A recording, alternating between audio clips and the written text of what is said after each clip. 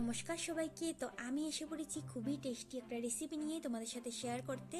তো এটা হলো মাটন কষার একটা রেসিপি। তো তোমরা যদি এইভাবে মাটন কষা বানাতে চাও তাহলে অবশ্যই পুরো রেসিপিটা দেখো। আশা করছি তোমাদের রেসিপিটা অনেক ভালো লাগবে। তো প্রথমেই হলো আমি মাটনগুলোকে এভাবে ছোট ছোট করে টুকরো করে কেটে নিচ্ছি। কেটে নিয়ে ধুয়ে পরিষ্কার করে নিয়েছি। পরিষ্কার করে এবার নিয়েছি হলো এখানে বড় সাইজের 2টা পেঁয়াজ কুচি। আর এইবার হলো সব মশলাগুলো এক এক করে অ্যাড করে দেবো। তো প্রথমেই নিয়েছি হলো 2 চামচ রসুন বাটা, 1.5 চামচ আদা বাটা, আর এখানে নিয়েছি হলো মাটন মশলা পাউডার। এখানে হলো 2 চামচ মাটন মশলা পাউডার দিয়েছি। এবার দিয়েছি হলো 1 চামচ জিরে গুঁড়ো, 2 চামচ ধনে গুঁড়ো। এবার এটা হলো এখন কাশ্মীরি লঙ্কার গুঁড়ো, এটা হলো 3 চামচ এখানে কাশ্মীরি লঙ্কার গুঁড়ো অ্যাড করা হয়েছে। এবার হলো এখানে ঘরে কোটা গরম মশলা, গোটা গরম মশলার পাউডার, এটা হলো আধা চামচ। এবার হলো 2 চিমটির মতন এলাচ গুঁড়ো আর কি, ঘরেই বানানোগুলো। এবার হলো এখানে 2 কাপের মতন তেল গরম করে নিয়েছি। এবার হলো এটার মধ্যে অ্যাড করে দিচ্ছি। মানে তেলটা গরম করে নিয়ে মানে এটার মধ্যে অ্যাড করলে আর কি টেস্টটা হলো খুবই আলাদা হয়, মানে একদম আলাদা একটা ফ্লেভার আসে আর কি।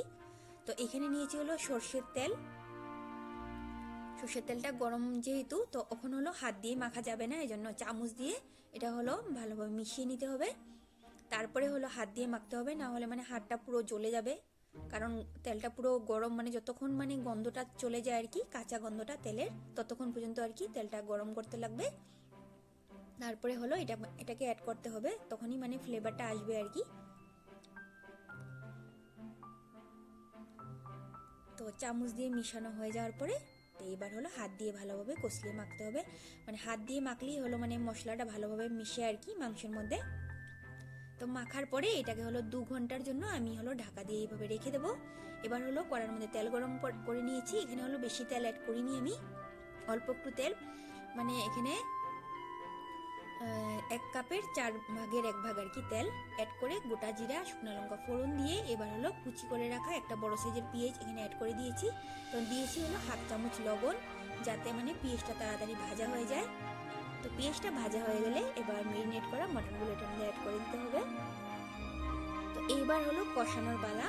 তো মাংস হলো যতই কষানো হবে অতই হলো ভালো হবে। তো এটাকে হলো প্রথমে ফুল স্টিমে আর কি সাতলাতে হবে, কারণ মানে পুরো জমে আছে আর কি এগুলো। আর এখানে এখন হলুদ অ্যাড করা হয়েছে, এখানে হলো 1 চামচ হলুদ অ্যাড করা হয়েছে। তো এগুলো হলো প্রথমে দেওয়া হয়নি আর কি। আর এখানে হলো কাঁচা লঙ্কা বাটা। তো আমি যেহেতু কাঁচা লঙ্কা বাটা তারপরে রসুন আদা বাটা সবকিছু মানে ফ্রিজে রেখে দিই, তো এটা হলো ছিল। তো এখানে হলো 2 চামচ কাঁচা লঙ্কা বাটা অ্যাড করেছি। এবার হলো গুঁড়া লঙ্কা দিয়েছি হলো এখানে 2 চামচ আন্দাজে। তো এবার হলো এটাকে আবার ভালোভাবে একটু কষাতে হবে। তো এই মাংসটা কষাতে হলো আধা ঘন্টা লাগবে আর কি। প্রথমে হলো ফুল স্টিমে কষাতে হবে, তারপরে হলো লো ফ্লেমে আর কি কষাতে হবে, যাতে আর কি পুরা না লাগে। তো কষাতে কষাতে এখন হলো মানে 15 মিনিটের মতন হয়ে গেছে। এবার একটা রসুন আর কি, তো চোকলা শুদ্ধই আর কি রসুনটা আর কি, ছোলা হয়নি রসুনটা, ওইভাবেই এটার মধ্যে দেওয়া হয়েছে। তো দেখতেই পাচ্ছ মাংসটা সাতলাতে সাতলাতে অনেকটা জলও বেরিয়ে গেছে। এখানে হলো মানে এক্সট্রা জল অ্যাড করা হয়নি এখনো। তো এটা জল বেরিয়ে তেলটা হলো ছেড়ে দিয়েছে, মানে এটা হলো মোটামুটি কষানো হয়েই গেছে। এখন হলো এখানে 1.5 কাপের মতন গরম জল করে এটার মধ্যে অ্যাড করে দিয়েছি সেদ্ধ হওয়ার জন্য, কারণ মটনটা সেদ্ধ হতে হলো অনেকটা টাইম লাগে। আর আজ হলো কুকারে বানানো হয়নি আর কি, আজ মানে কড়াইয়ের মধ্যেই বানানো হচ্ছে, এই জন্য আর কি।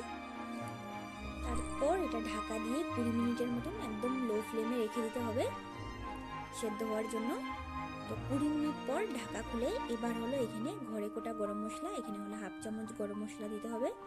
তারপর আবার এটাকে হলো নাড়িয়ে চাড়িয়ে আবার 15 মিনিটের মতন ঢেকে রেখে দিতে হবে। তখন মানে গরম মশলাটা পুরো আর কি ঢুকবে আর কি ভিতরে। আর সেদ্ধ হতেও যেহেতু মানে অনেকটা টাইম লাগে, তো সেদ্ধও হবে আর একটু আর কি, এই জন্য। তো এখানে হলো এরকমই শুকনো শুকনো হবে আজকে আর কি মটন কষা যেহেতু। তো এই তো 15 মিনিট সেদ্ধ হয়ে যাওয়ার পরে আমি 5 মিনিট না 10 মিনিটের মতন রেস্টে দিয়েছিলাম মাটনটা। তো দেখতেই পাচ্ছ মাটন কষা রেডি হয়ে গেছে। তো তোমরা যদি এভাবে বানাতে চাও তাহলে অবশ্যই ট্রাই করে দেখতে পারো, খুবই টেস্টি হয় মানে রেসিপিটা। দেখতেই পাচ্ছ একদম শুকনো শুকনো হয়েছে মাটন কষা। আর রেসিপিটা যদি তোমাদের ভালো লেগে থাকে তাহলে অবশ্যই একটা লাইক করে দিবে আর চ্যানেলটা সাবস্ক্রাইব করে দেবে। আর যদি রেসিপিটা পেজের থেকে দেখে থাকো অবশ্যই পেজটা ফলো করে দেবে। তো আমি আবার আসবো নতুন একটা রেসিপি বা ব্লগ নিয়ে তোমাদের সাথে শেয়ার করতে। তো এখন হলো ওদের দুজনকে দিয়ে আমার ভাতটা হলো বেড়ে নিয়েছি। তো পুরো রেসিপিটা দেখার জন্য তোমাদেরকে অসংখ্য ধন্যবাদ।